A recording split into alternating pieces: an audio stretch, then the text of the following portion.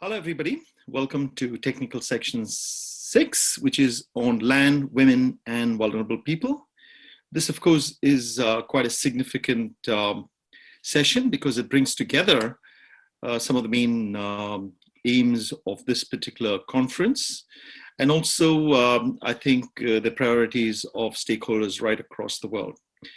So we have quite an impressive panel today over here, and I'd like to welcome you all because I think every one of the participants in their own right are quite advanced in their commitment and the expertise and the contribution to the area of land, women, and vulnerable people.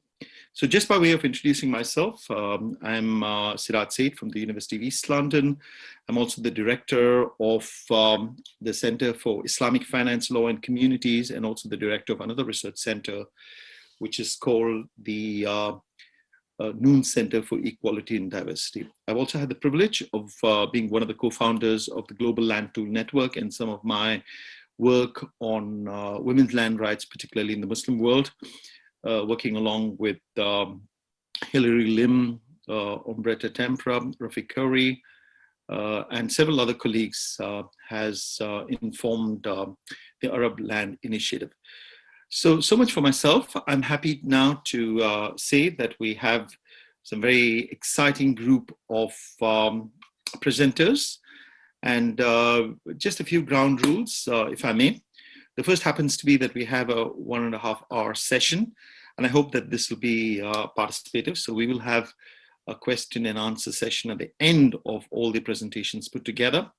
I'm requesting each one of the speakers to kindly stick to a maximum of 12 to 15 minutes, because that would allow enough time for the discussion, which I'm sure they're very impressive papers will put together.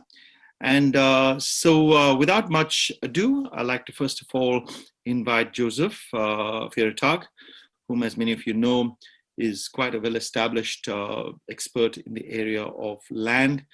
He is a PhD from Oxford University. He also works in a very distinguished capacity as at the Overseas Development Institute, where he's a research fellow in climate and sustainability. So Joe, maybe you have the privilege of your presentation, please. Great, hi everyone. I can't seem to turn my video on, but I will try and share my screen. I don't know whether everyone can see that now.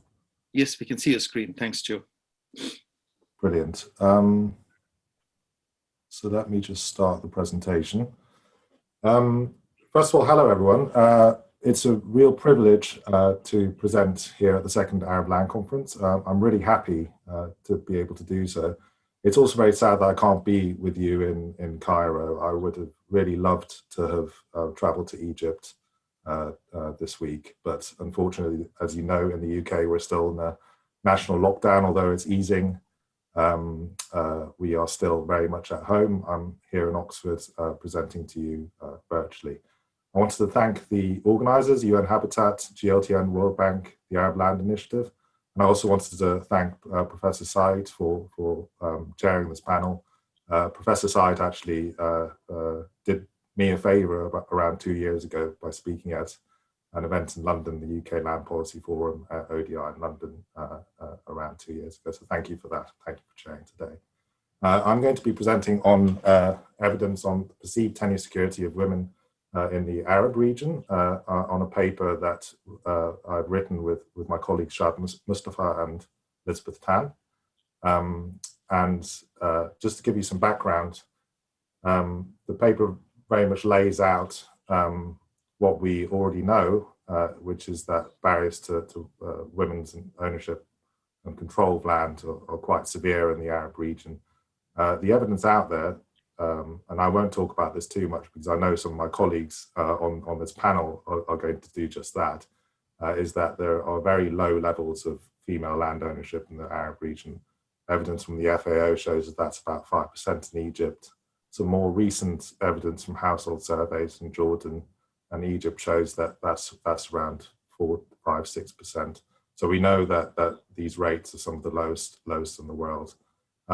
we also know why that's the case.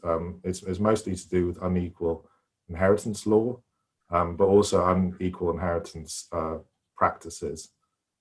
So the World Bank's Women, Business and Law indicators show that there's not a single country in the Arab region that ensures equal access to assets upon inheritance. But there's not just the law, it's also practices. We know that there's a lot of social pressure on sisters, on daughters to voluntarily renounce their rights, even where they legally have them. And again, I know that my colleague Miriam, I think, who's presenting after me, will be able to speak a bit more about that. What we know less about is how women feel about their rights, and that's quite important in the context of the Sustainable Development Goals, specifically 142 and 5A1, on reducing poverty and ensuring equal gender equality. We don't just want to know about legal rights to land, but also about perceived tenure security. And until recently, there was very, very little evidence of that in the Arab region or in the world for that matter. And that's where this paper comes in.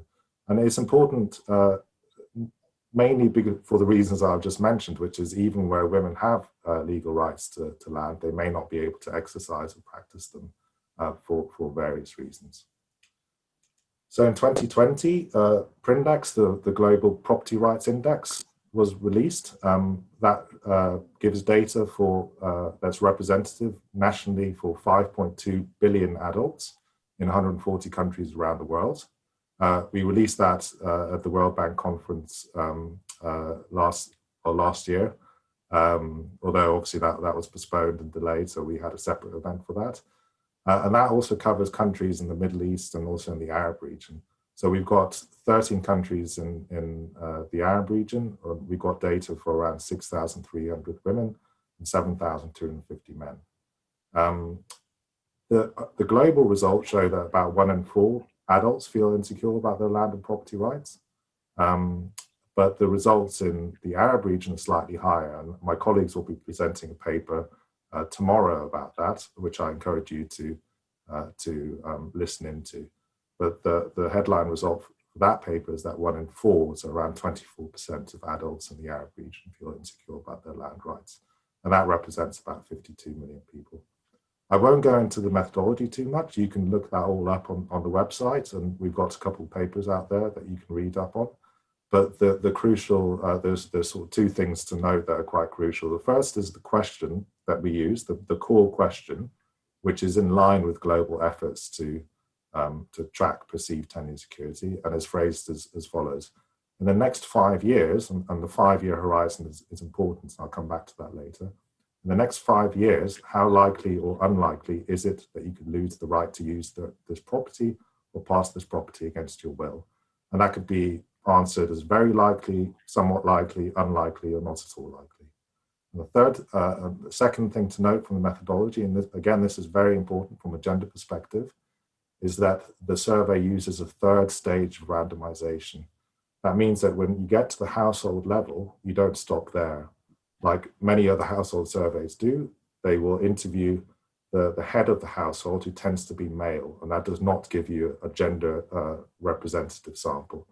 So instead of doing that among the adults in the household, a randomization process occurs, and that ensures equal representation of men and women. And that's quite a unique part of the PRINDEX methodology. So I'll jump straight to the findings here. We've got 3 sort of preliminary findings from this particular paper. The first is that experiences of ownership vary between men and women in the region.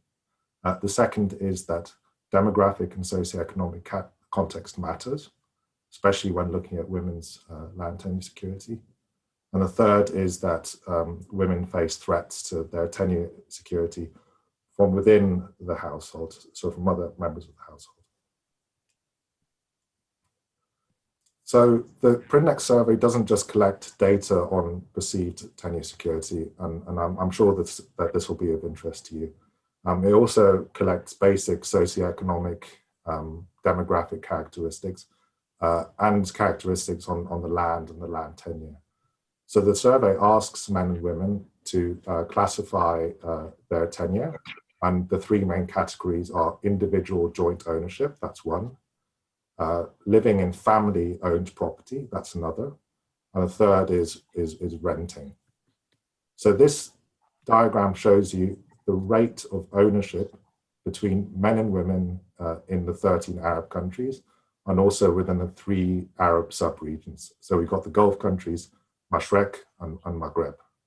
And as you can see, I mean, first thing to note, you can see the bars on the left are lower. The dark bars, by the way, are for men. The lighter bars are for women. Gulf countries generally have a very low rate of ownership among men and women together. Mashrek region, you see where the inequalities lie. So the dark bars showing men's rates of ownership are considerably higher than the lighter bar showing women's ownership. For the Mashrek region as a whole, you can see that rates of ownership among women are 23%. Rates of ownership among men are double that. They are 46% for the Mashrek region. And ownership, or individual joint ownership, is also quite unequal in the Maghreb region and obviously for the MENA region overall. Now, the thing about this is that if you take into account family-owned property, so that's what these orange bars show, that equals out. So we don't exactly know who these women are. We can work out what, I'll come back to that a bit later. But what you can really see is that men tend to consider themselves individual joint owners, whereas women tend to have maybe a more informal tie to the ownership of the property. They won't consider themselves actual owners of the property, and that has important implications for the tenure security. The rest of the share is represented by renters and other people, other forms of tenure, by the way. If we then look at rates of tenure insecurity, so this is the share of men and women who feel insecure about their tenure. So they consider it likely or very likely that they will be asked to leave against their will within the next 5 years. That's shown here for men and women again by sub-region, Gulf countries, Mashrek, Maghreb, and the overall MENA region, or the Arab region.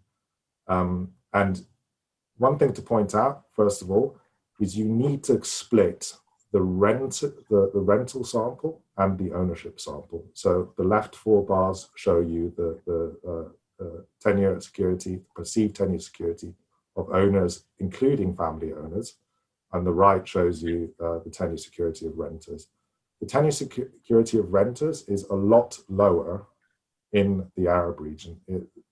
These rates are some of the highest in the world when it comes to insecurity, and it's a separate issue. And I think that's really important to point out for gender analyses, because there are different drivers beneath these.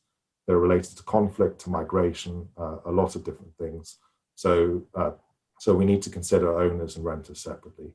And on the left, when you look at owners and family owners, again, we see that gender differences arise, especially in the Mashrek region, where women's rates of insecurity are 18%, so roughly 1 in 5, and men's rates of insecurity are 10%, so that's an 8 percentage point difference. Overall, in the Arab region, 17% of women feel insecure, and 13% of men feel insecure. So those are the headline findings. And they are no doubt influenced by women's feelings of ownership as well, because they don't consider themselves individual or joint owners. Their sort of tenure is tied to their family, and that is a contributing factor according to these results. The second finding is that context matters. So this diagram looks complicated, but all it shows you is the rate of insecurity among women, which is the orange marker, and among men, which is the purple marker. And the difference between the two is represented by the drop-down bars shaded in white or gray. So these rates of insecurity are calculated for each of these different groups, and they represent certain demographic, socioeconomic, or biophysical characteristics. And the bigger the difference between men and women, the more it tells us about what type of women feel insecure. These rates are for the Arab region as a whole, by the way. So this is across all 13 Arab countries. And so I want you to take a look at those bars that are widest, because they point towards the characteristics that we should be looking for. So the first demographic characteristic is young age. So according to the results, young women feel particularly insecure about their land and property rights compared to men. And the second characteristic is socioeconomic. So the other wider bars are especially for women in low income or out of employment, so low socioeconomic backgrounds. They're either in quintiles 1 and 2, they consider it difficult to get by on their present income, or they're out of employment or unemployed. And then the third and final finding, and then I'll conclude and wrap up and give you some policy recommendations as well, is that that women that we surveyed are very likely to cite internal sources of insecurity. So the survey asked several other questions. So first of all, it asked why men and women felt insecure. And women were more likely to say that they felt insecure because they were worried about family disagreements. They were more likely to say that they felt insecure because of the prospect of a death in the household. So we categorize that as an internal source of insecurity, and women in the region were more likely to cite those internal sources of insecurity than men. Men, on the other hand, were more likely to cite external sources of insecurity, such as being evicted by a private investor. And then quite interestingly, we also have a third category, which is financial sources of insecurity. And that was cited by women in the Gulf region in particular. And that might have something to do with the fact that many women and also men in the Gulf region are renters. And then coming back to the core question only considers a 5-year horizon. So it asks men and women how likely it is that they will be evicted in the next 5 years. But what that doesn't consider is insecurity, eviction, like prospects of eviction that come from changes in social status or changes in the family structure. And those come about particularly in the event of divorce or spousal death. And that's what this diagram shows you. So this diagram shows you the rate, the share of men and women, again, women in orange, men in purple, who feel insecure when asked about prospect of a divorce. So what would happen, how secure would you feel in the prospect of a divorce? We asked this question sensitively because we know that's it's a sensitive question for many men and women. And this is where the differences really come out. So much stronger differences than for the 5-year question, because you're considering the lifetime of a respondent. And again, especially in the Mashrek region, especially in Egypt, you see only 7% of married men in the Mashrek region felt insecure in a divorce scenario, compared to nearly 40% of married women. And again, you can see where the bars are widest for countries like Egypt, Iraq, Jordan, or Morocco and the Maghreb region as well. But even in the Gulf countries, you see the differences arising here.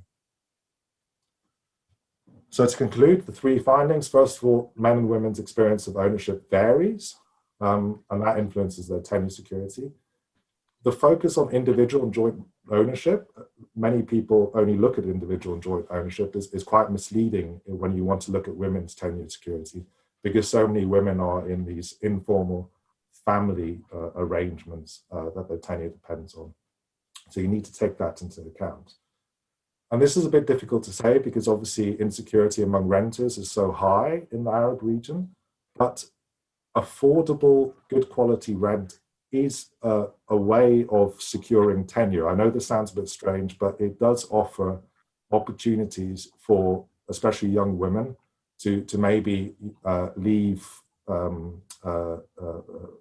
informal family arrangements or more formal ones as well. And I know that there's a very rapidly growing dynamic rental market in some countries of the Arab region. So that's something to look into.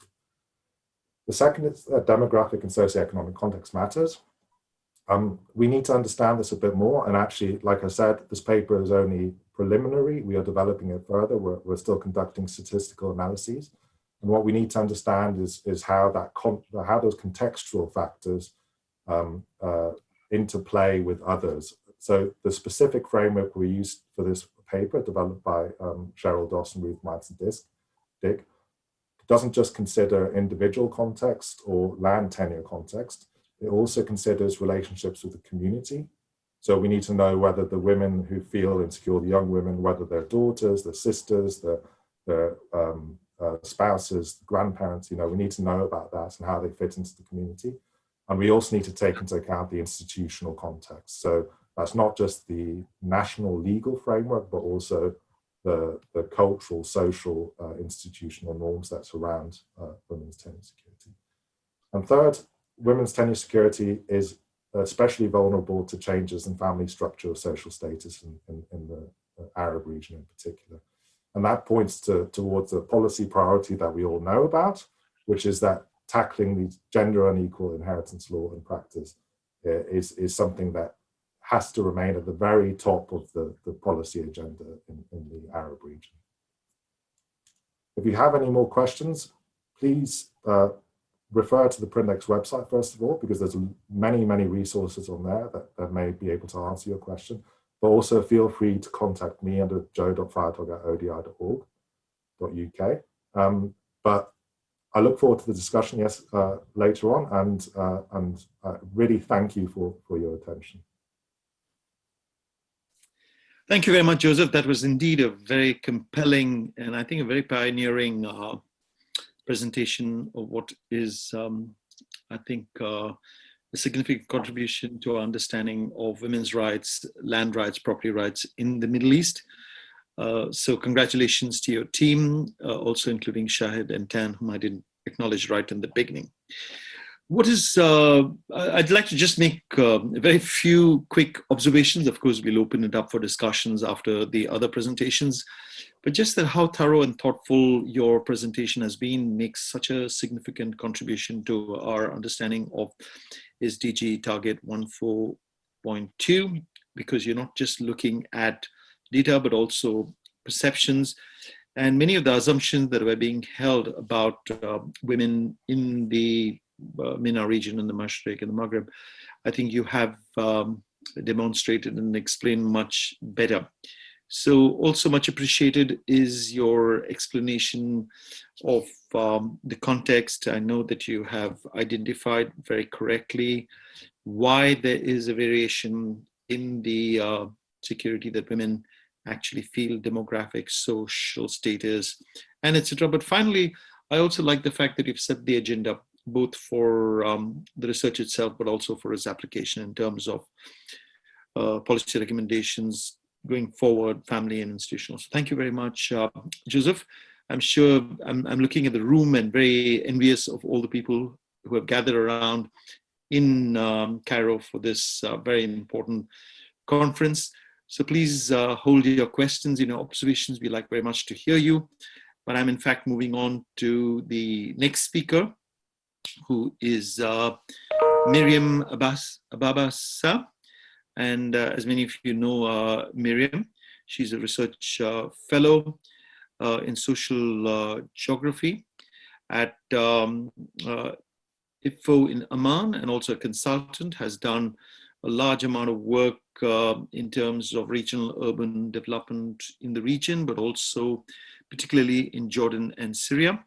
So some of the work involves governance, but also in terms of actual implementation of policies and service delivery. So she's the author of several books, and very specifically takes a very socio-historical and contextual approach. So I'd like to welcome Miriam for your presentation, Exclusion of Women from Inheritance in Jordan, which I'm sure will serve as an important case study to underpin some of the things we've been talking about. Good morning to all. Do you hear me well? Excellent. hear you Yes, so it's really an honor to be with you, to attend this conference, to participate to it, and to contribute to this really stimulating panel. And I would like to start by thanking Mrs. Shahad and Mr. Willy Zimmerman for the invitation, and of course Arab Land Initiative, GLTN, and UN Habitat, and the World Bank. So ولا صباح الخير جميعا الكل. are really pleased. So I will take like 12 minutes to present this paper, The Exclusion of Women from Inheritance in Jordan. And I am talking as an academic, as a geographer, and looking at this crucial dynamics concerning land in Jordan. Jordan is a country of male landowners. 62% of the head of household own their apartment. In detail, we have to distinguish between the nationals, the Jordanians, who are 80% to own apartment and land, towards, of course, the refugee. As we know, a third of the population are foreigner in Jordan, and they are all renter, most of all.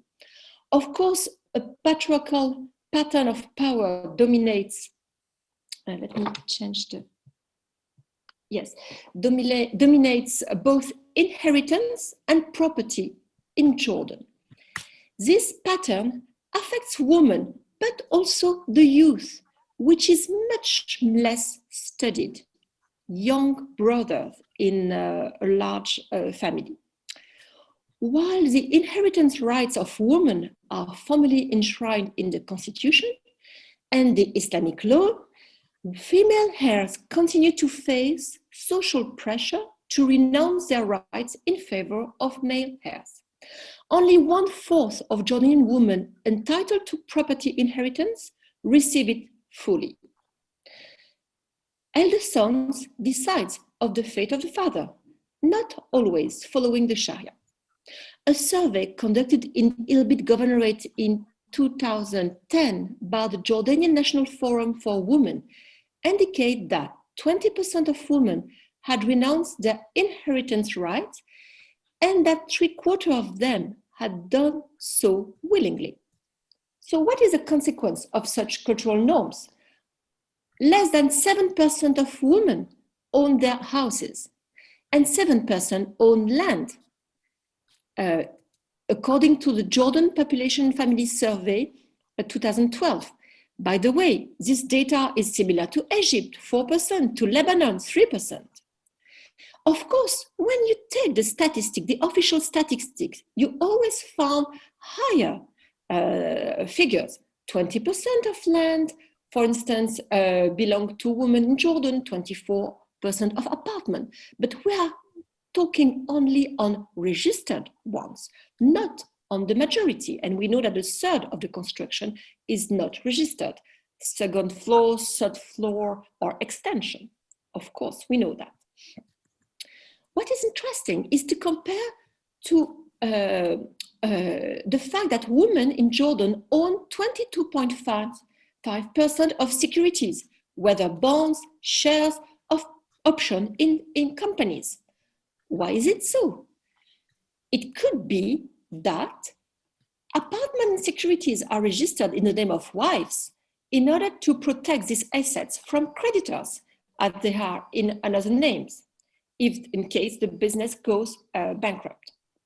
So if you take the 2020 World Economic Forum report on gender gaps, Jordan ranks 155 among 153 countries, looking at women's economic opportunities, which is well below many other middle-income countries.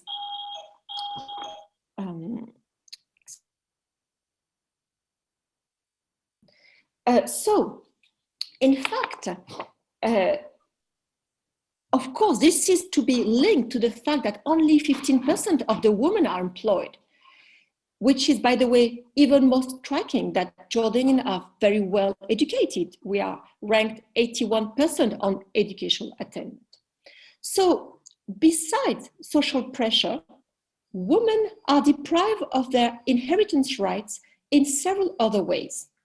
The most common is the absence of subdivision of land, and sometimes over decades, in order not to pay taxes, al-ifraz, or to counter land fragmentation. By the way, this happens with agricultural land, but also concerning family-owned building, as the law does not oblige to register each housing unit within a building. Another way to deprive women from inheritance is a donation to male heirs before the father's death. And in most of the cases, women will receive symbolic gifts such as badal takrim, okay, which are far less than the value of shares they are legally entitled to receive. However, we have some positive trends occurring in Jordan.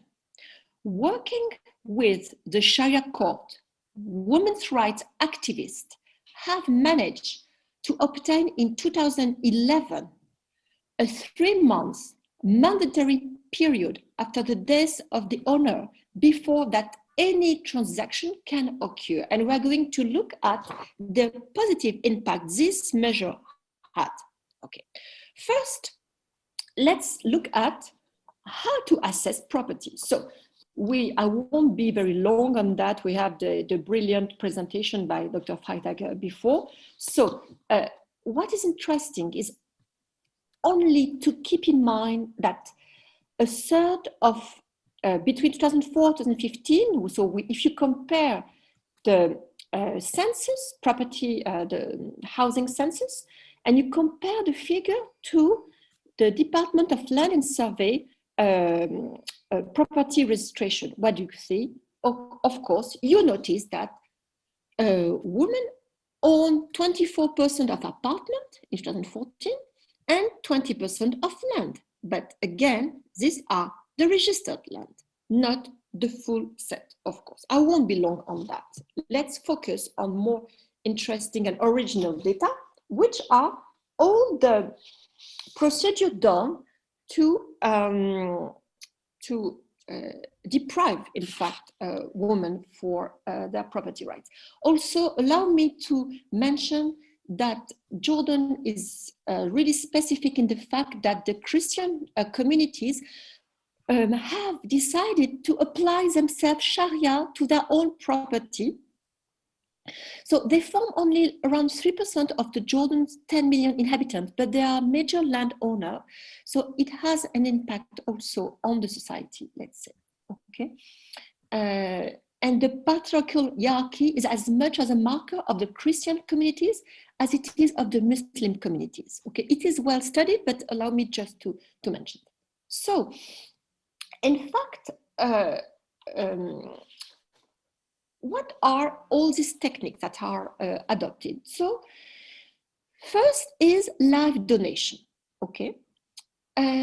So my idea as a geographer is I would like to thank the member of the Department of Land and Survey who let me access their IT database. So we did the following request. As we know, if you cannot do a donation, it must be a sale, but it's a sale so that the government tax it, of course. So there is a 1% tax if you give this among family member, okay, it's only 1% tax. If you sell your land and your property to any other outside of the family circle, you will have to pay 9% tax, okay? So we went with the IT team, we did this following request, if 1%, if 9%, and we looked at all the dynamics, the sale dynamics. And I took 2004 and 2014 just to have like a decade between both data. And what do we see? We see that during a decade, the share of land that were sold to relative increased from a quarter of all the sale to more than 1/3. So This is a very noticeable trend. In comparison, apartment sale to relatives went from 11% to 15%. As I mentioned, we must keep in mind that only half the apartments are registered. Okay, so this is an underestimation of what's happening really. So what is the justification commonly asserted? It is that the family property should stay within the sphere of male heirs and not falling into the hands of the husband of the female relatives. Even if you notice that 40% of weddings are in the Middle East, and this applies to Jordan, with a first degree cousin or second degree cousin, 40% of the wedding. You know, of course, you have also the Badal pattern of wedding where a brother and a sister marry a brother and a sister that are not relatives, but their kids become first cousin. And this is well spread to in our country and understudied. Okay. So, so this is several techniques, of course, as showed by Paul Prétitor, who wrote for the World Bank a report on the difficulties of women to access the court in Jordan. There are also several ways to deprive, that mean to organize a meeting after the death where you have only the brothers and decide among themselves what to give and what to give to their sisters, mothers, and especially to the case of the divorced woman, by the way. By the way, in all our countries, the fate of divorcees women is really difficult, and you found that most of them are in poverty, but this is another topic. Okay, so let's look at positive movement and some positive dynamics occurring concerning this topic.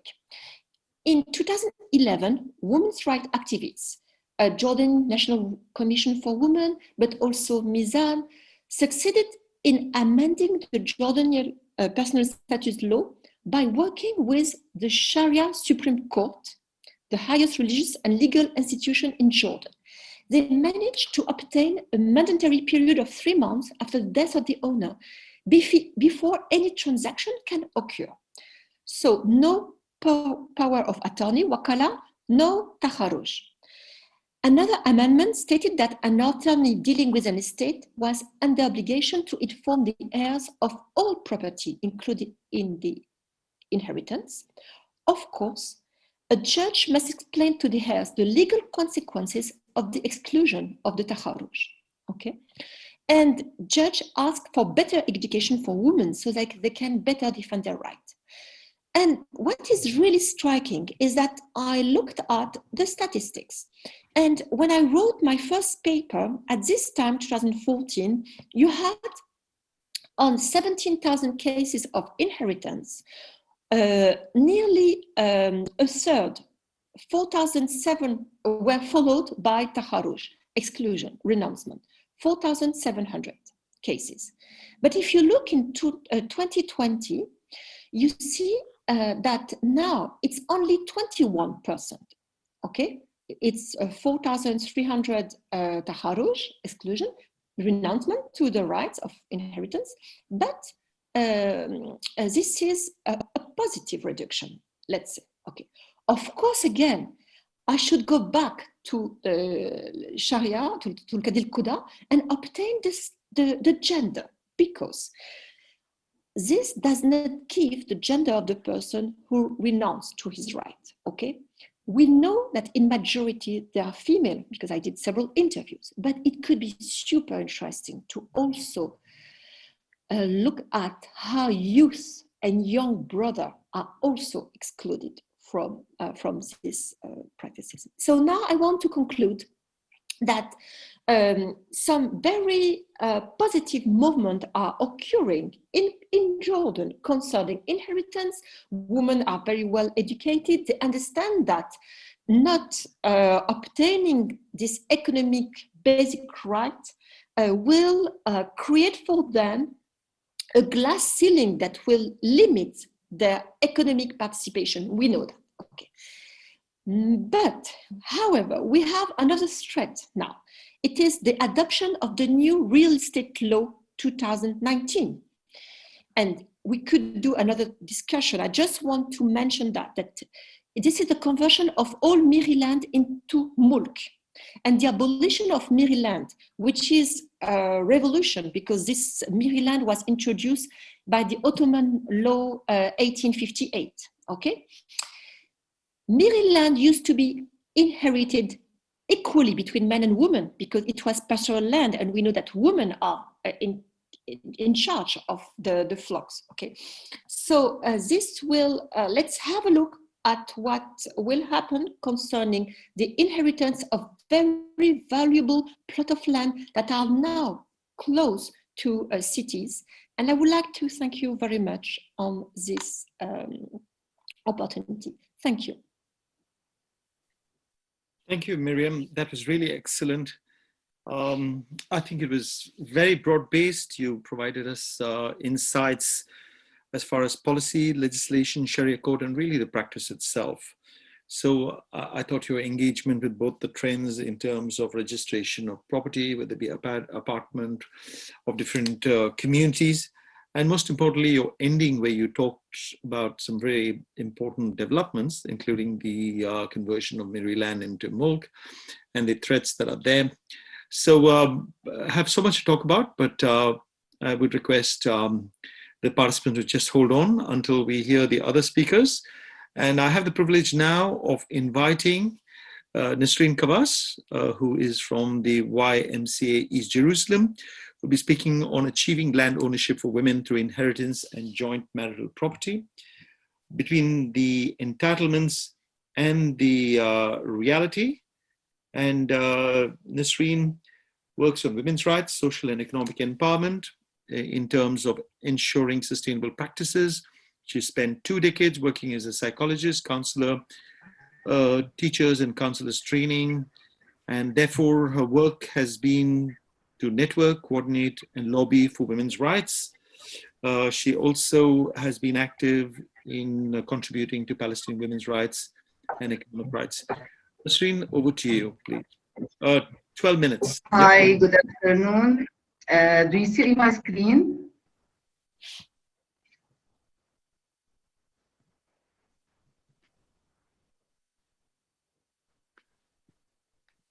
Are you able to see my screen? Can somebody respond to that? Because I'm not able to see it right now. Are others able to see it? No, it can't be seen.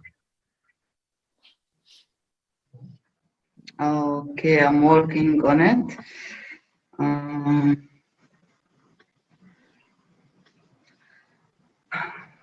And here we go, and share.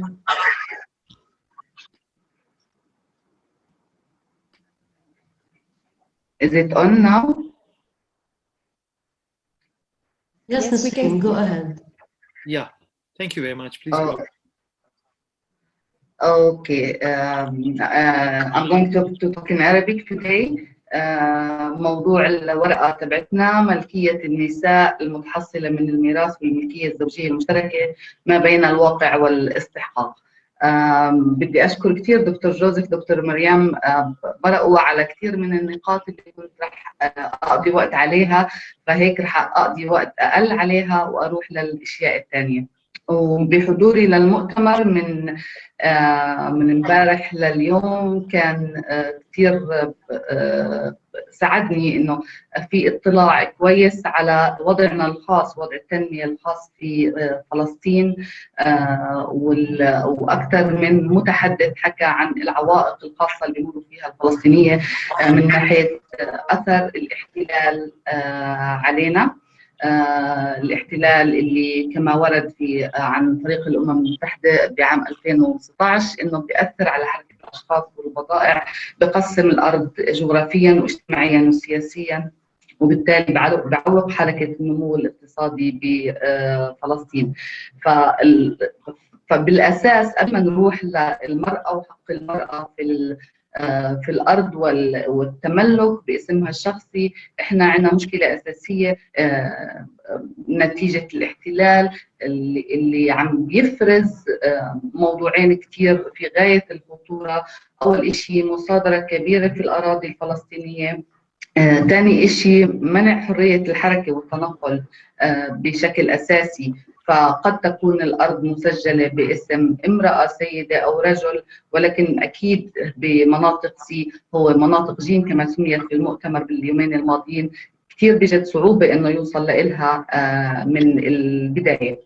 فعم نحكي عن ملكية الأراضي في فلسطين من منطلق مختلف عن الدول الثانية بالمعيارين اللي حكيتهم في البداية. بعدين إذا جينا نحكي وفي معيار ثالث كمان مختلف عن الدول العربية والدول المشاركة في المؤتمر الأخرى، اللي هي التعقيدات المتعلقة بملكية الغائبين، بحيث انه زي ما بتعرفوا بالملايين من فلسطين هم مهجرين قسرا من ارضهم من سنه 48 لغايه الان، وكثير من اراضيهم اللي تهجروا قسرا رجعوا على البلاد لعدم تمكنهم من دخول البلاد، هي ملكيه مسجله باملاك الغائبين، وبالتالي ما بيقدروش ورثتهم لانه جزء منهم مات انهم يحصلوا عليها ويسجلوها باسمائهم. هي ضمن قوانين إسرائيلية عنصرية خاصة تحت عنوان ملكية الغائبين.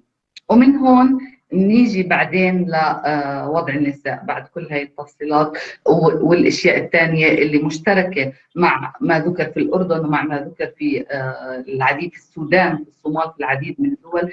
نيجي لوضعيه النساء اللي مشابهه لوضعيه النساء في الدول المجاوره، اللي بتتعلق بالقيود الاجتماعيه والقيود القانونيه اللي تواجههم صعوبة في الحصول على حقوقهم.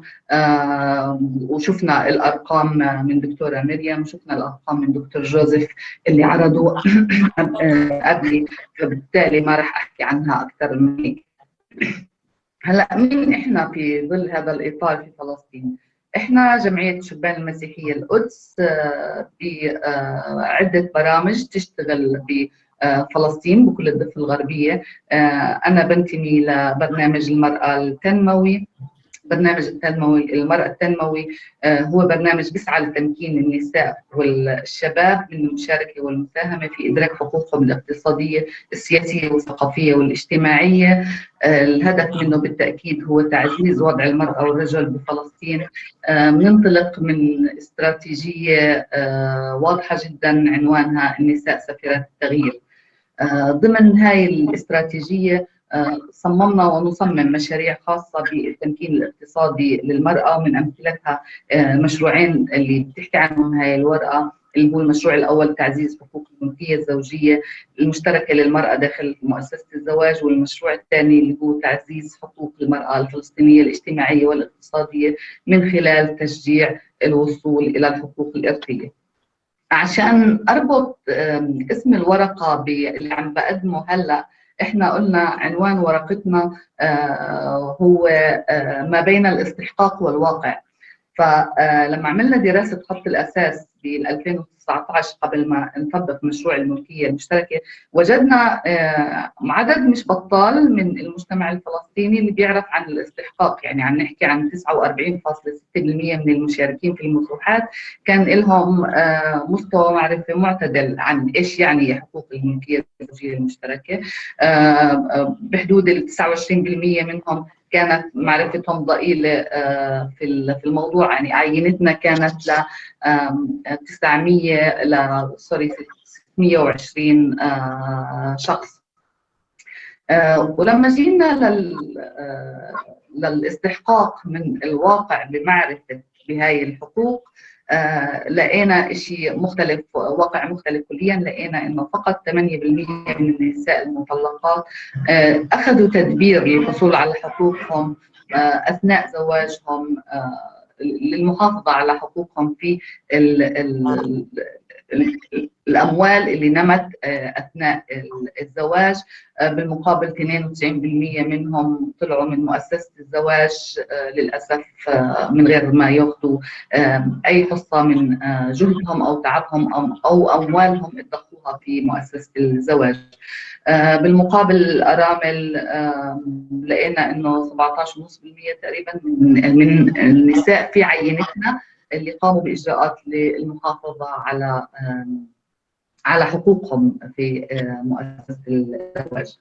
طب هلا احنا لما بلشنا نشتغل في موضوع الملكية المشتركة وفي موضوع الميراث، بس تحديدا في موضوع الملكية المشتركة، اولا واجهتنا كثير اشكاليات بعملنا الميداني. عم بحكي من واقع عملنا الميداني هون. فوجدنا عدد كبير من النساء اللي ماخذين قروض إما بأسمائهم لحالهم أو قروض مشتركة مع الزوج، والعقار المستحصل أو قطعة الأرض اللي انشرت بأثر بفعل هذا القرض سجلت باسم الرجل. طبعا زي ما نحكي المتحدثين قبلي، إحنا كمان مجتمع ذكوري محض بالكامل.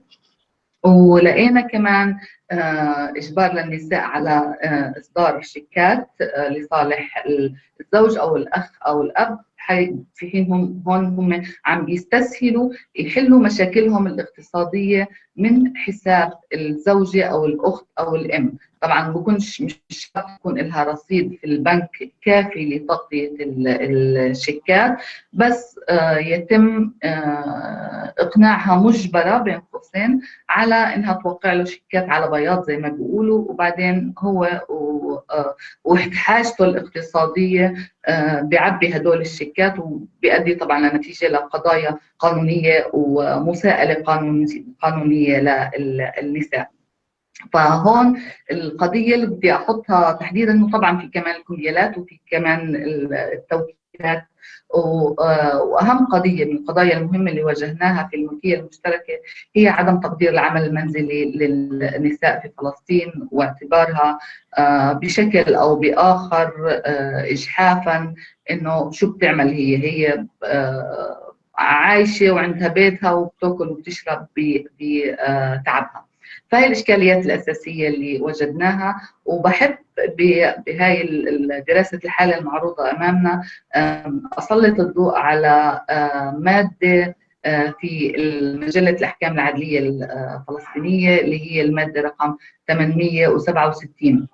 هاي المادة ببساطة بتقول إنه كل ما قدم داخل الحياة الزوجية داخل الأسرة هو قائم على أساس الهبة، لا مجال بعد تسليمه للرجوع عنه. وبهاي المادة القانونية توقع أكثرية إشكاليات النساء في حالة وفاة الزوج أو في حالة الطلاق اللي بنحكيها إحنا النهايات الغير سعيدة.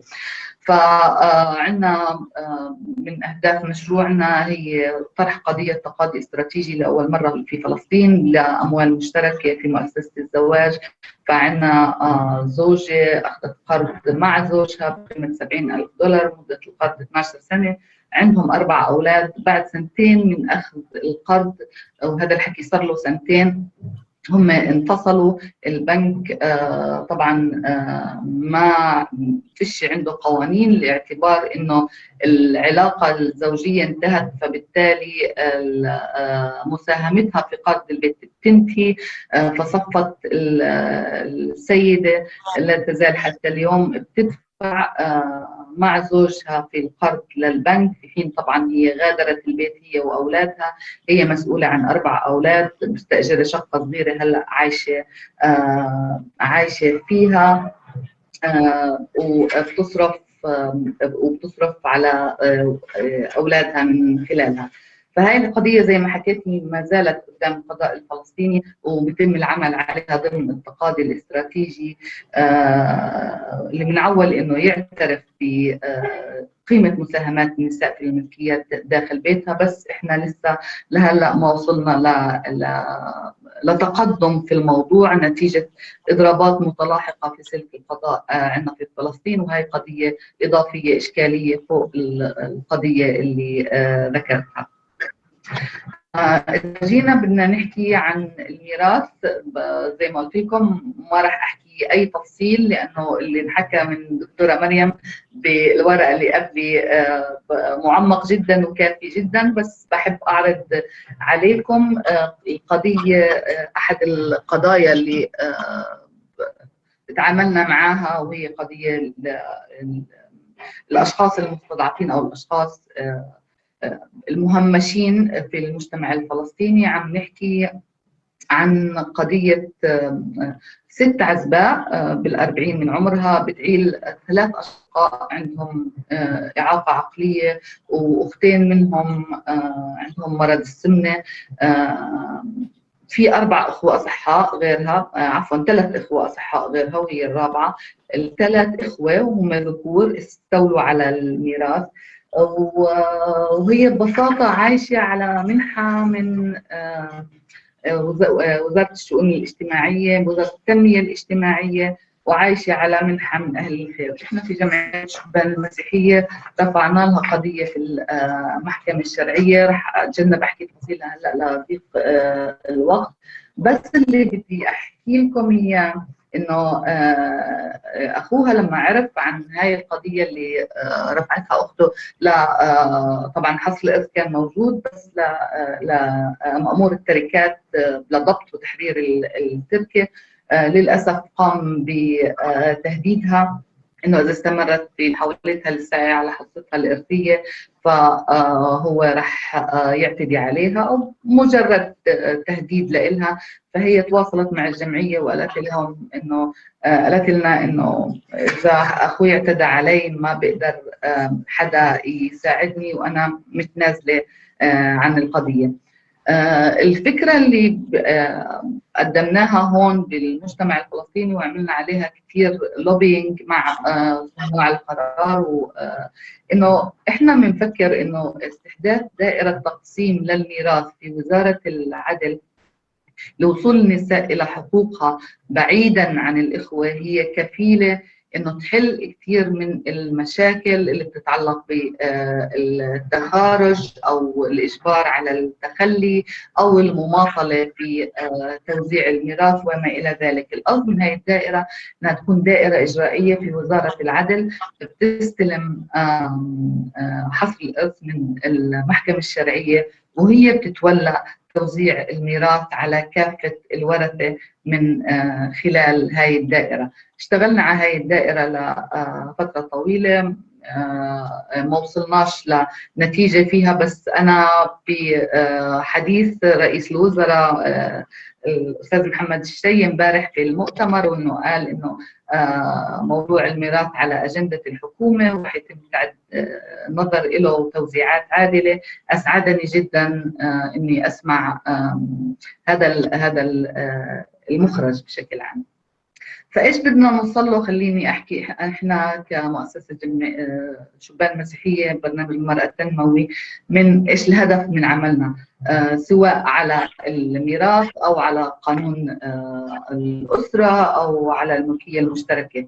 إحنا نهدف بشكل أساسي المساهمة في بناء بيئة قانونية اجتماعية تمكن المرأة من الوصول إلى حقوقها في الأموال والأصول اللي تم الحصول عليها عن طريق جهود مشتركة بين الزوجين. والجهد المشترك هون إحنا بنضيف له عمل الأسرة داخل البيت أو عمل الأسرة من داخل البيت، زي ما بنفضل إنه نسميه في حالة النساء اللي فقط عاملات من داخل المنزل. نسعى لازدياد تسجيل الحصص الإرثية سواء في الأموال المنقولة أو غير المنقولة باسم المرأة في الدوائر الرسمية، ومش مشافهة وبعيدا عن التخجيل وبعيدا عن مفهوم عدم الثقة وانت مش موثقة فيه، الإشي الرسمي اللي بالأرقام يكون موجود أمامنا. طبعا من نتيجة حتمية لهذا الحكي اللي هو وجود الملكية الزوجية المشتركة وحق الميراث رح يشكلوا مدخل أساسي لحماية حقوق وتمكين المرأة، بشكل خاص تمكينها الاقتصادي. وإذا عم نحكي عن فلسطين أظن كثير بيشبه الحكي عن الدول العربية الثانية، الأراضي بتشكل في فلسطين الجزء الأكبر بالميراث، بينما الأراضي والبيوت تشكل الجزء الأكبر من الممتلكات بعد الزواج، يعني بين أراضي وبين عقار منزل. هذا كان سعينا. إيش من خلال عملنا الميداني إيش لقينا، إيش حسينا إنه في ممارسات ناجحة، وإيش في دروس مستفادة، وإيش في توصيات من خلال هاي الورقة. أول إشي وأهم إشي إنه مشروع الملكية المشتركة أثبت إنه فعلا حاجة حقيقية للنساء. في دراسة منتصف المشروع طلع عندنا رقم 79.5، عم نحكي عن تقريبا 80% من النساء اللي شاركوا في أنشطة المشروع بخططوا في المستقبل القريب لتوثيق الديون والالتزامات المالية وتسجيل كل أموالهم، بسبب حالة الوعي اللي صارت عندهم بعد مشاركتهم في أنشطة المشروع. أنا عم بحكي هون بخلال 3 سنين عن ما لا يقل عن 9000 امرأة ورجل اللي شاركوا معنا في مختلف الأنشطة المشروع، مش عدد قليل. بقول إنه في حاجة كمان إنه ينعمل نوع من الدراسة، وإن وصلنا بعدد النساء اللي حصلوا على ميراثهم من دراسة دكتور جوزيف. مش عارفة أنا الأرقام كانت كثير أعلى من اللي بنعرفها في فلسطين، إنه إحنا عدد الملكيات بشكل عام بفلسطين زي ما نحكى عنه في لبنان والأردن والدول العربية ما بيتجاوز 5%، بينما في دراسة اللي عملناها للميراث قبل البدء بالعمل، قبل بدء تنفيذ المشروع، كانت نسبة النساء اللي بيحصلوا على ميراثهم في فلسطين لا تتجاوز 3%. فبيسوى يمكن إنه يرجع ينعمل دراسة حديثة وين صارت هاي النسبة. Nasreen, I'm sorry to interrupt you. I'm the chair. Can I just request you to go to your final slide and finish up, because we are short of time. Fascinating presentation. Yes, I need one more minute. 1 minute, if you allow me. Thank you. Yes, sure. one minute only. I'm there. أهم استنتاج من الأشياء المهمة اللي استنتجناها إنه ضروري نشتغل على قضايا المرأة على عدة مستويات بنفس الوقت. ما نشتغل على التوعية لحال، وعلى صناع القرار لحال، وعلى التعديل القانوني لحال. لازم نشتغل على هاي اللايرز مع بعض عشان نوصل أكثر وأسرع للتغيير القانوني اللي بدنا إياه، خاصة إنه التوعية قد تؤذي الأفراد الأضعف في المجتمع إذا ما كانش في قانون بيحميهم. تسوية الأراضي اللي نحكى عنها في المؤتمر امبارح تحديدا كمان أثبتت نتيجة توعية النساء من خلال المشاريع، أثبتت إنه لما بلشت تسوية الأراضي النساء رفضت إنها تتنازل على أرضها، فكان مخرج كثير حلو. كثير إشي مهم كان من الممارسات الناجحة. دائما مدة حياة المشروع إن كانت 3 4 5 سنين ما بتكفي لأنه نوصل لنتيجة. فإحنا وقعنا اتفاقيات مع الCBO مع المجتمعات المحلية لتبني المشاريع والترويج لها بطريقتهم وبرسالتهم الخاصة، زي ما عم بتشوفوا على الصور هدول. هاي بعض الحملات اللي قمنا فيها النساء، بس بحب أقرأ واحدة منهم صارت بإحدى المحافظات اللي بتقول إذا اسمي مش عيب يكون على قرض البنك، فأكيد مش عيب يكون في دائرة الطابة والسير والغرف التجارية بنفس الوقت. حتى الآن تنفيذ المشاريع الحقوقية في الجمعية سبب في زيادة الوعي، المشاركة، توفير البدائل وتأسيس لحقوق ملكية أراضي وممتلكات المرأة، لكن على السلطة الفلسطينية أنها تتحمل مسؤوليتها بتحويلها إلى قوانين، خاصة أنه دولة فلسطين ملتزمة باتفاقية القضاء على كل أشكال العنف ضد المرأة. وشكرا لكم. Thank you, Nasreen. That was really a very interesting presentation, not only because you dealt with the complex issues of inheritance, marital property, family protection, in terms of the law, policy, but also in terms of practice. And particularly, you were able to demonstrate how networks and women are able to bring about change despite the huge challenges they face. So thank you, Nasreen. We'll talk about it in just a moment. We are now running to our final presentation, which is going to be from Sama Jaber. And this presentation is in fact going to be a literature review with a study on the evidence-based linkages between access to, use of, and control of land and women's empowerment and socioeconomic Arab region. I would request Sama and Sosan to keep it for 10 minutes since we're running out of time. Okay, over to you. Thank you so much, Siraj. Thank you so much for the organizers for this important space. I will try to be on time because I think much of my intervention has been covered by previous colleagues. Thanks to Dr. Joseph, Mariam, and my colleague Nasreen as well. So my presentation is about the outcomes of a literature review within a study on the evidence-based linkages between access to and use of and control over land and women's empowerment and socioeconomic development in the Arab region, conducted by the Union of Agricultural Work Committees, UN Habitat, and GLTM. The scope of the review is, or the purpose is to offer new dimensions to the already existing policies and to contribute to the realization of the human rights, as well as to provide to see actually what literature exists and what gaps remain in the region.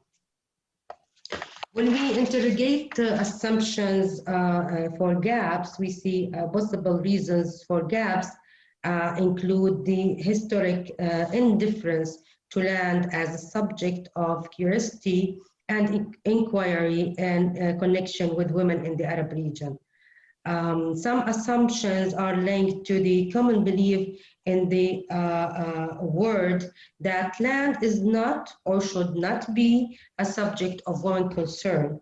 However, the state obligations and the development related to different disciplines has given an econometric findings that argue for an economic incentives and gender equality that projects to add 12 trillion to the global economy.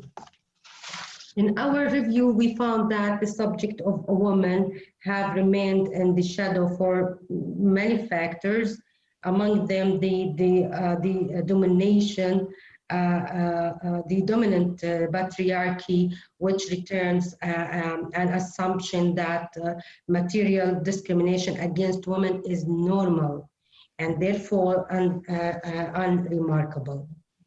Also, the pattern of denial of dismissal of such relationship that clearly targets women for deprivation and disposition because they are women. Also, the fact that where rural conditions prevail and food production is the dominant economic activity, violation against women and especially a violation to economic rights are overlooked because they are also rural. The condition of women food producers and providers fall outside the typical purview of reporting. Most of the reporting focuses on instances of large-scale deprivation, such as widespread disasters or mass evictions, overlooking and diffusing cases such as inheritance denial or lack of access to credit and other cases. Also, majority of reports omit essential details such as the number of affected persons or household and the value of homes, lands, income, biodiversity. They also, there's a grave impacts of violent displacement and disposition imposed on rural and urban women caught up in conflict and war, such as in Syria, Yemen, and in Palestine. All this context is generally overlooked. The review also provides a lens on discrimination process, saying that it's due to social constructs and further assumptions that works against women's place as owner in the context of land. Discrimination, however, discrimination is not a case in the Arab world alone. It's a universal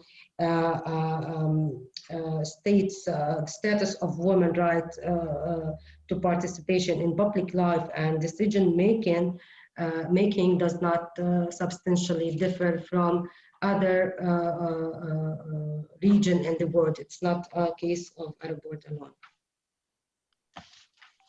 For human rights frameworks, we have identified several important frameworks. Among them, the UN Committee on Economic and Social Cultural Rights, which has an opportunity to develop general comment for state parties on the subject of land under the International Covenant on Economic, Social, Cultural Rights. Saying that still there is little protection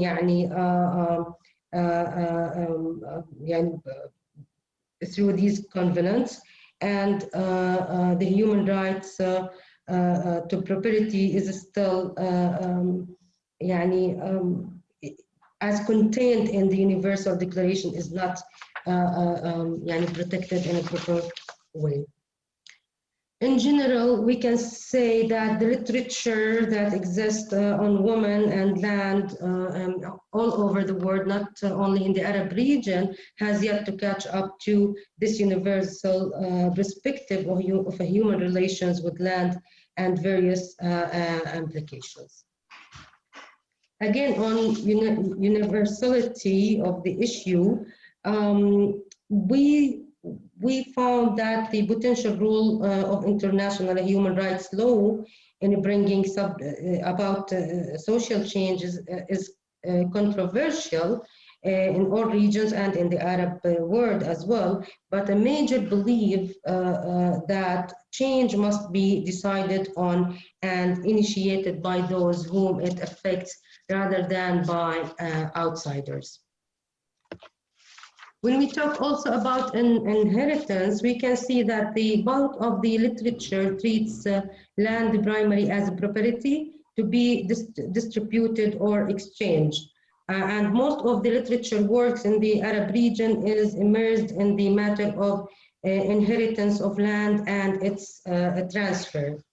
Also, literature overwhelming part of the literature focuses on Islam-inspired inheritance laws and their interpretation at the expense of women in the region is often due to other mitigation conditions. Emphasis on access is proven and seen everywhere. There's much of the literature focused on access and look at women's relationship to land as a matter of access.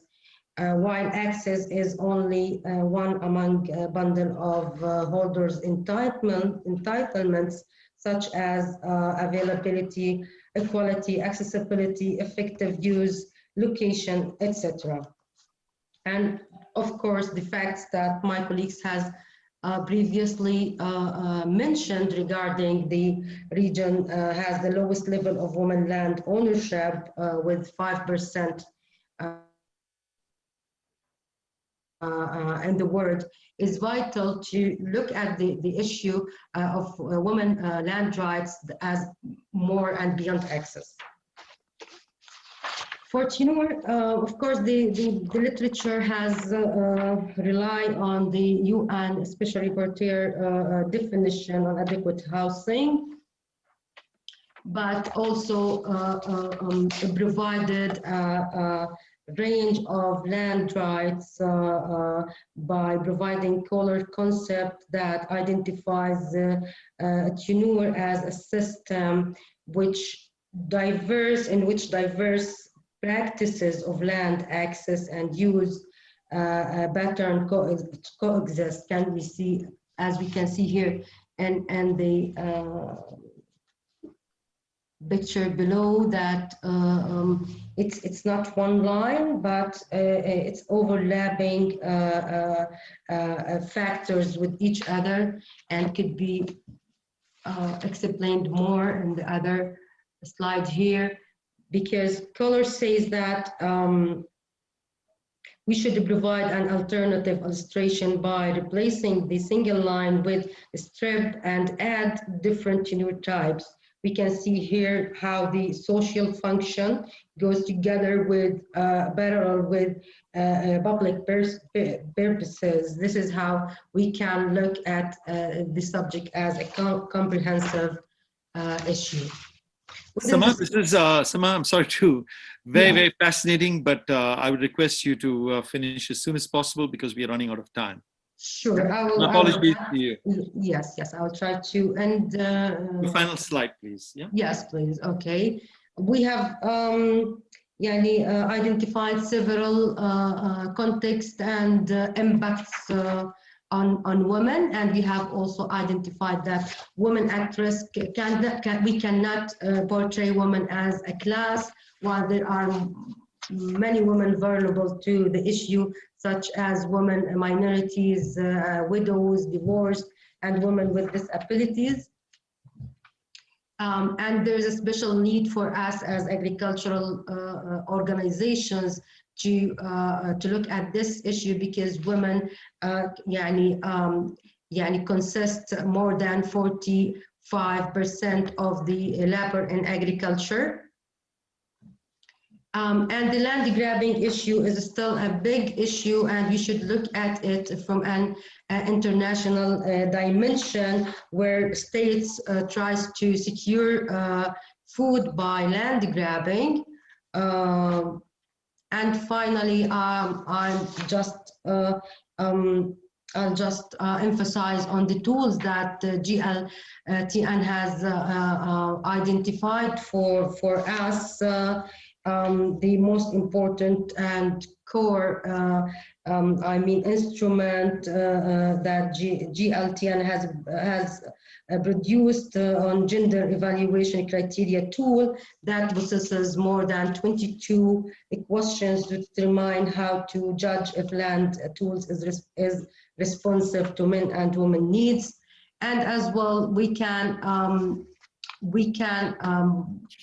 provide you with the full literature review, which identifies the gaps and the solution. It can be found on our website at OWAC and can be provided to you, Siraj, to thank you so much, Sama. Everyone. Thank you. Appreciated, and I think that provided us a very comprehensive view of the literature as well as what's happening. So I'd like to open up the floor right now for the questions, just to make note that we have very little time.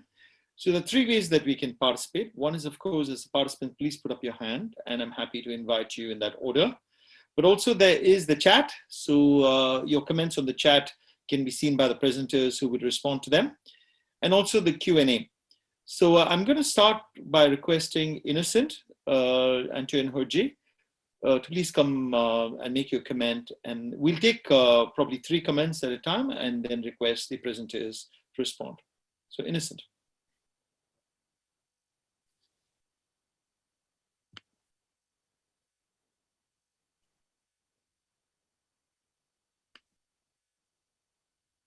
Innocent, are you able to speak? I think you're on mute, Innocent.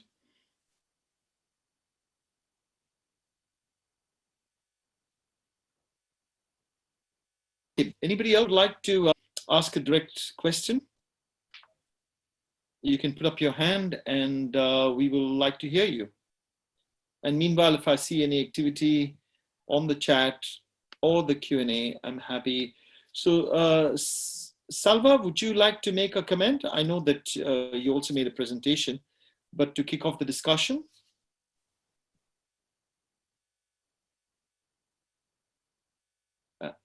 I know that as far as the internet is concerned, and it's a little difficult. Yeah, please go ahead. Salva, would you like to speak?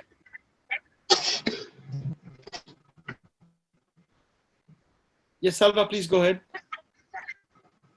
Yes. Would you like to make a comment at this point of time? Vous êtes en train de m'entendre? Oui. You could respond to any point that has been raised so far. Okay, thank you for the presentation. Thank you, Mr. Siraj, and thank you for the presenter. My question, if there are laws to protect women for violation, and the degree of application of these laws? That's a very good question. So what is the gap between the laws and the practice itself? Khawalda, would you like to speak? I know you've left your questions behind. We will respond to that, but would you like to speak up?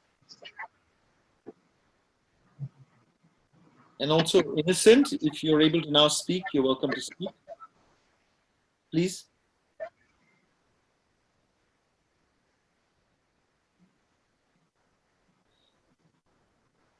Okay, since there appears to be a bit of a lag, I'd like to actually go on to our speakers and request. Allô, bonsoir. Je salue tout le monde. Yes, please. Très, très ravi pour la communication. Moi, c'est Wedi Losa-Antoine. Je suis le coordonnateur de Youth Initiative for Land in Africa. Alors, j'ai suivi avec beaucoup d'admiration toutes les questions des différents panélistes. Et je voudrais d'abord, il y a un aspect que je n'ai pas souvent vu, c'est l'aspect des personnes vulnérables qui sont les handicapés.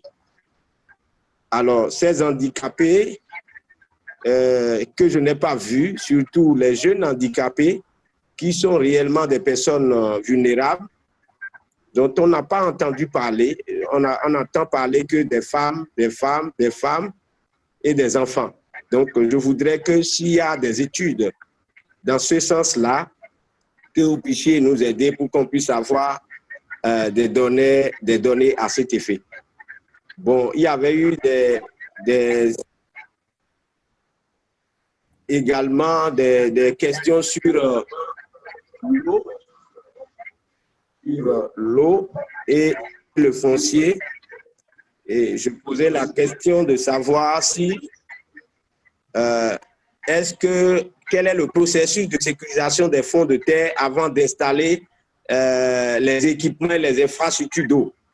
Donc, ça me tenait vraiment à cœur, donc ces préoccupations-là. Donc, je vous dis infiniment merci. Et Yila est disponible pour travailler avec vous sur les questions des jeunes que nous devons vraiment motiver à aller vers l'agriculture dans la région arabe pour pouvoir résorber un peu la question de sécurité alimentaire. Merci infiniment. Thank you very much. So just one final question before we go on to the first round with our speakers. Shahad Mustafa? Shahad Mustafa, would you like to speak, please?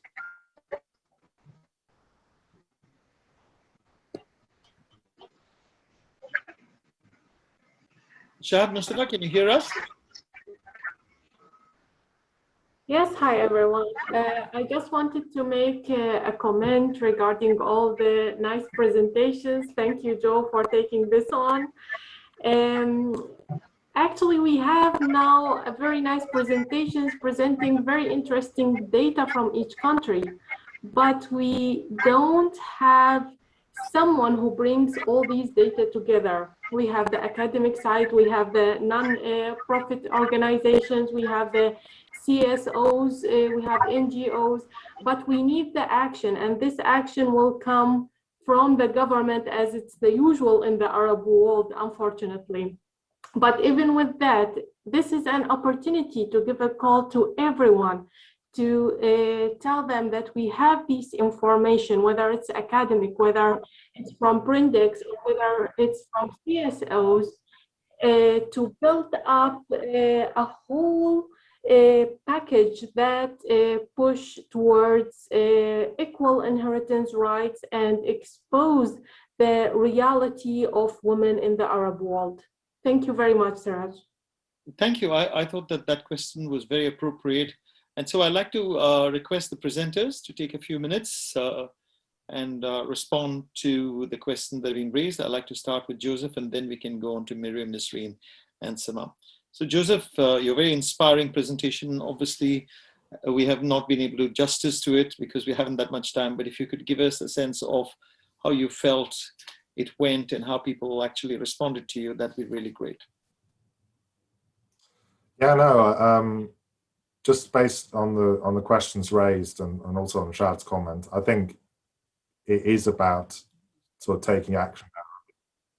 When it comes to women's land rights, we've been talking the talk, but not really walking the walk. And as Shad says, we've got the information now to take action.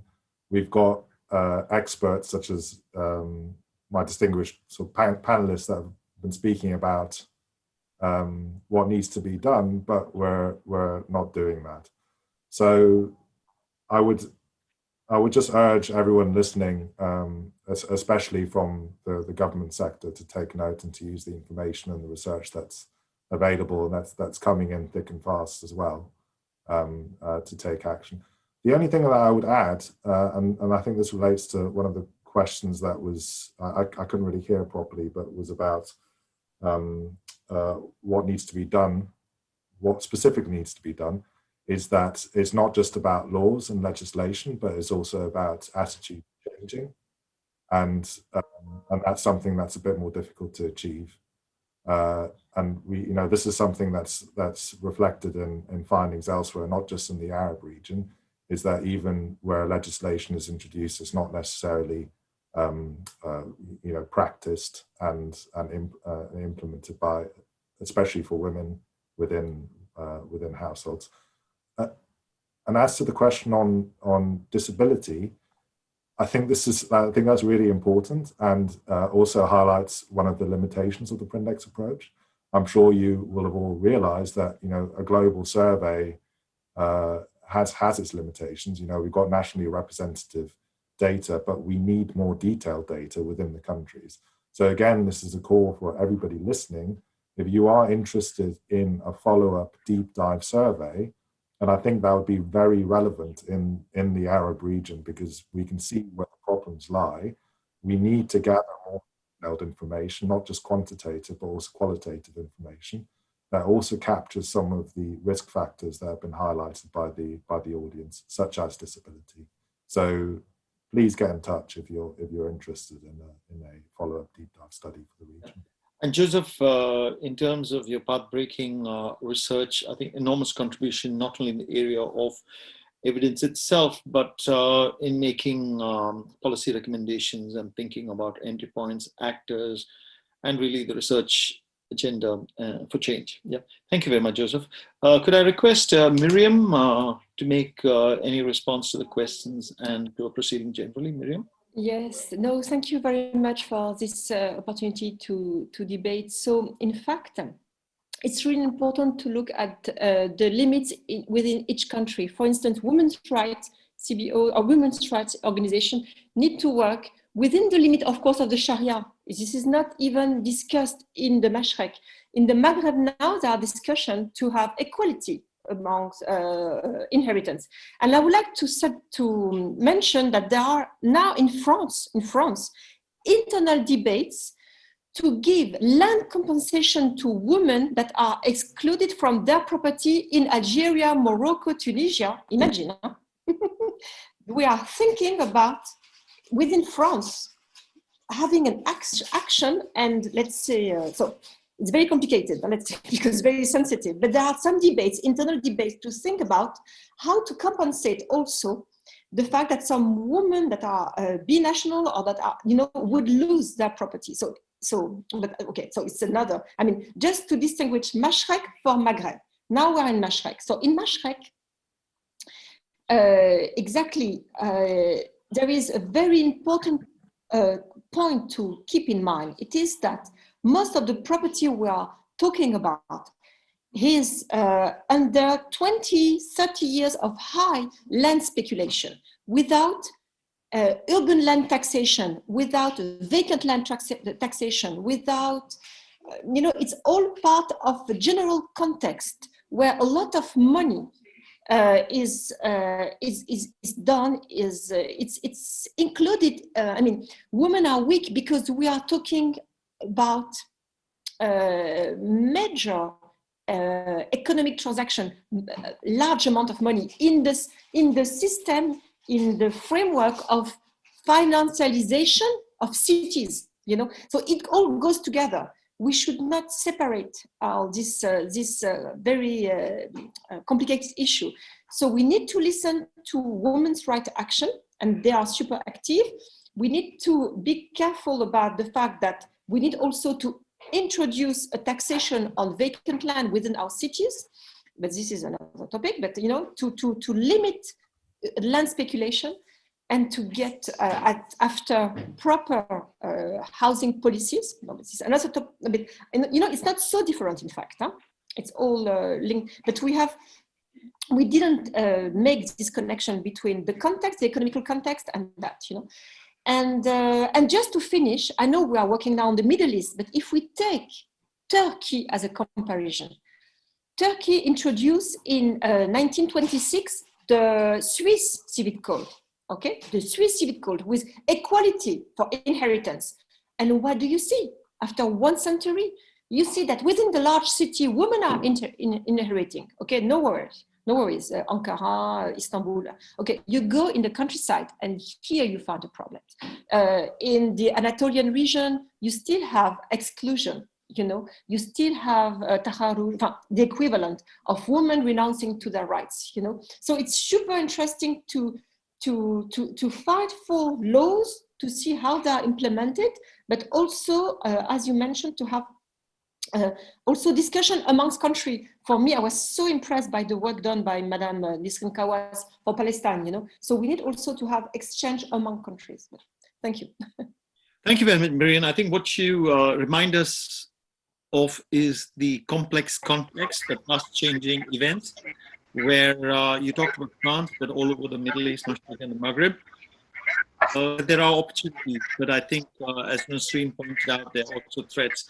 Thank you, Miriam. Since we've run out of time, I'm going to now call on Nasreen. Nasreen, if in case you can make just a few comments in response to the question, because we have to yield the floor. Yes, I'd like to answer the law question. Is there any laws in Palestine? Laws in general are there, but they are not specified to specific cases. They are not specified. They are like obstacle, nothing to specify the marriage condition and the money that the woman puts in the family and what happens after the divorce. There is nothing specified about that. It causes all the time a lot of problems for women. That's why we ask for specification. We ask for a special document, a special law to talk about common property, about shared property. As for the inheritance, yes, there are those, of course, and the Sharia is the source of the law. But on the ground, there are no law to criminalize the brothers who are taking all the land, all the money without giving the sisters. It's there. It's not implemented for inheritance, but for family protection, as one of the question asked.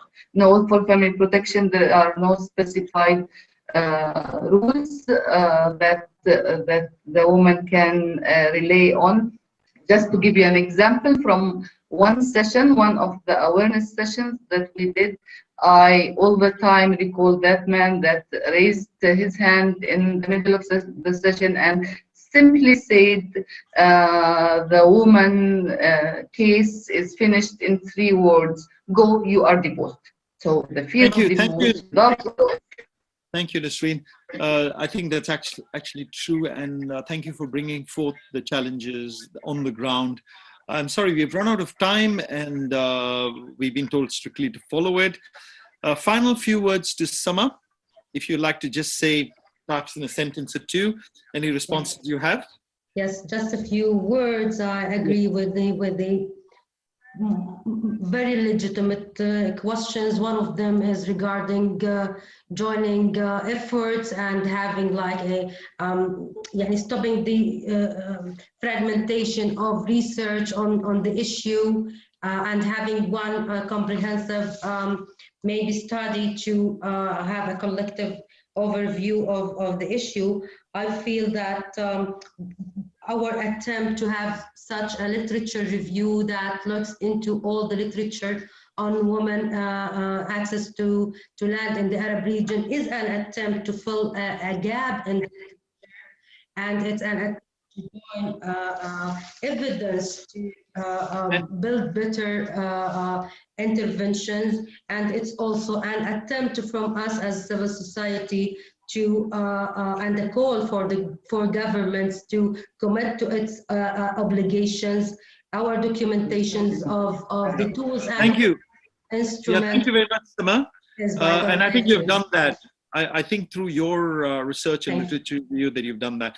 I'm so sorry. I feel that this has been one of the richest sessions that I've participated in, each one of your presentation. My apologies to the 50-odd people who are here that we didn't have enough time. Clearly, neither did the presenters. So could I just thank the organizers of the second Arab Land Conference, also in particular Ombrita Tempra, also Willie Zimmerman, and all the organizers for this opportunity to make and bring forth and to discuss some original research as well as action on the ground. So thank you, everybody. Hope to see you again. And once again, let's keep up the work because it matters, not just for women, but for all disadvantaged sections of society. We are in the middle of formidable challenges, but also great opportunities. So bye-bye to everybody. And inshallah, we'll meet again. Okay, bye-bye.